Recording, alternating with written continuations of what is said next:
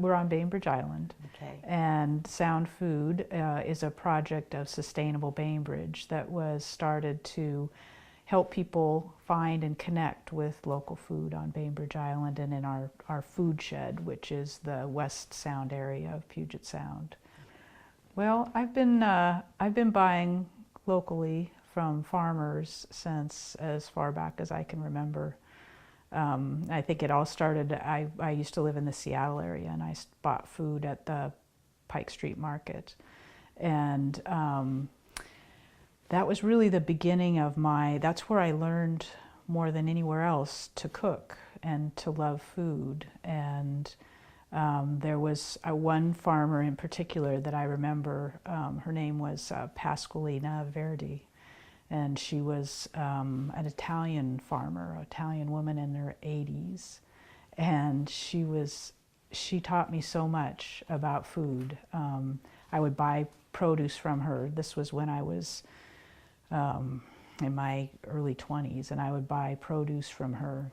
And she loved her produce, and she introduced me to so many things. And once she pulled out some black kale, which at that time nobody grew black kale, and she said, you've never bought this. You've never bought this. Why? And I said, I don't know what it is. And so she proceeded to tell me what it was and how to cook it. And I've eaten black kale ever since then, my whole life. And so that's just how I learned about food. Okay. And I learned how much difference it makes to know who you're buying the food from. Well, Sound Food first grew out of a project of Sustainable Bainbridge, which was to map all of the local food resources. So we created these online maps that showed the location of every farm or food producer on the island and the surrounding area, and talked about what they grew, and it gave information about how to contact them. And also what was really important is it said where it showed where you could find their products, because most farmers don't sell from their farms, but it would say these products are available at the farmers market, at this local store, through a CSA program, and then it gave all of their contact information. So because local food isn't, it's the trick with local food is finding it.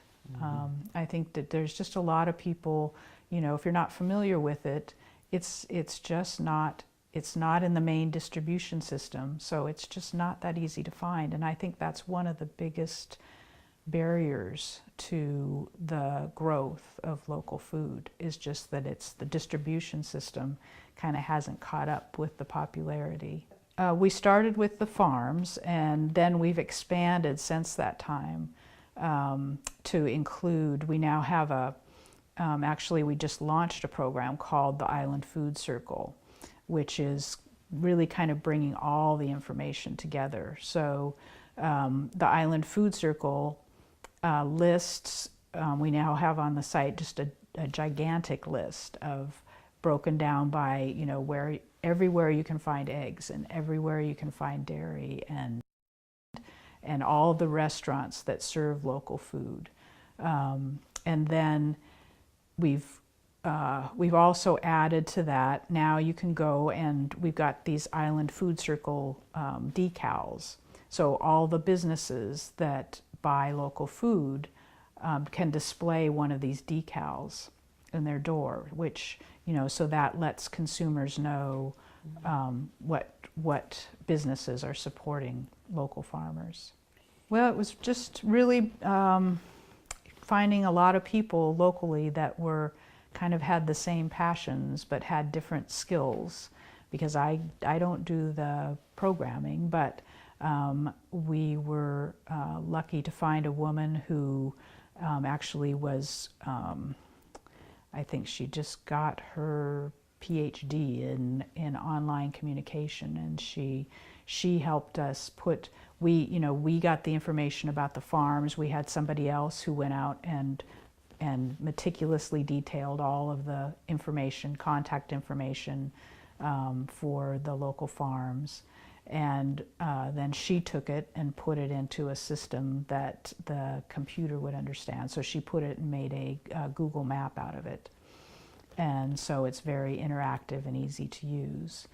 And then we have somebody else who every year goes back and updates it, which is really important because that information changes a lot. And so it's really just, you know, kind of reaching out, and I don't know, sometimes it just seems like the right person with the right skill set showed up at the right time. We've done several projects since then, all designed to, you know, keep connecting people more and more and making it easier for them to get local food. The first one we did was called the Ferry Farm Stand. And what we did there is we live on an island, and a large percentage of the people on this island go to work every day in Seattle on a ferry. And they come home, you know, they leave in the morning, come back. There's about 2,000 people on each of the big commuter boats every day. And so what we did is we worked with the city to be able to set up a farm stand between the ferries and the buses. And so all these people who were coming off of the ferries in the afternoon and evening went by our farm stand. And we brought in all the fresh local produce and set it up right there and put it all in $5 bags so it was easy for them to get, and just sold as much produce as we could in 10-minute slots as those people were getting off the boat. And it was a really, really good way to introduce people to local food who I think otherwise might not have been, you know, have experienced it because they were, you know, busy commuters. We then took that project, which we did for 3 years, and decided that, you know, wow, it would be great if people could get access to that food 7 days a week instead of just once a week. So we worked with a local retailer, a local feed and nursery store, who just gave us some space in his store and said, sure, you could put, you know, a local food stand in this part of the store and run it through our registers, and, you know, and he was really generous with doing that.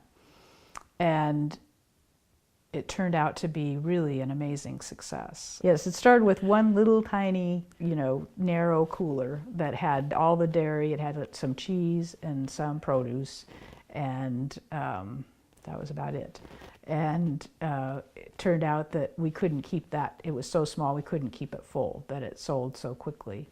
So since that time, we've now got 3 enormous coolers and a good-sized freezer and a lot of shelf space. And so instead of one little corner of the store, it's now a whole section of the store that's all from local farms. It's got the produce, it's got local pastured meat, it's got dairy, and a lot of value-added foods. There's a lot more value-added foods or processed foods that are available now. So the success has been amazing, and it's been good for the farmers, and it's been good for this retailer, and it's really good for, you know, just the consumers, people who can now get fresh food every day. The Island Food Circle program has been quite successful. The restaurants, I've had several restaurants since we launched it contact me and say, you know, how can I be part of this? And I have a list of farmers that I've created especially for chefs.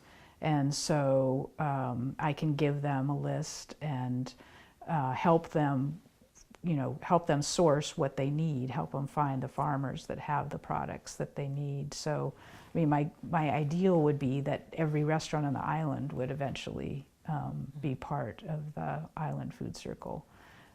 So I think continuing to grow that, just really, you know, expanding the distribution and expanding the knowledge base.